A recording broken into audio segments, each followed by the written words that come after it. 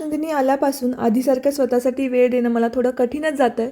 पण आज रविवार होता, नरेंद्र होते राजनंदिनीला सांभाळण्यासाठी, म्हणून मग मी प्राजक्ताने अरेंज केलेल्या रिट्रीटला आले होते. हा दिवस fun, games, yoga, aquatherapy, sound therapy असं सगळंच एन्जॉय केलं. आज मी ठरवलं होतं की मी यातल्या कोणत्याही गोष्टी रेकॉर्ड करणार नाही, फक्त एन्जॉय करायचं, एक्सपिरियन्स घ्यायचा आहे आणि तसंच केलं. बराच वेळ पूलमध्ये घालवला. त्याच्यानंतर आम्ही आलो जेवायला. केळीच्या पानावरती कित्येक महिन्यानंतर मी जेवले.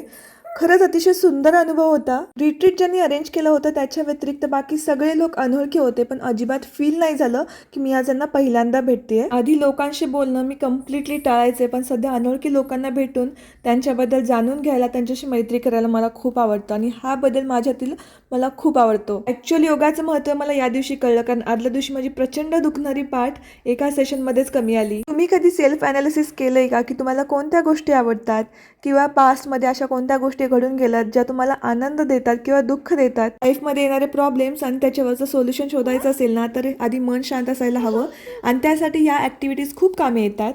लोकेशन खूप सुंदर होतं. सगळ्यांनी छान छान फोटोज काढले. त्यानंतर इव्हनिंगला मस्त असं स्नॅक्स एन्जॉय केलं. मटकीची भेळ होती आणि त्यानंतर मग आम्ही घरी आलो.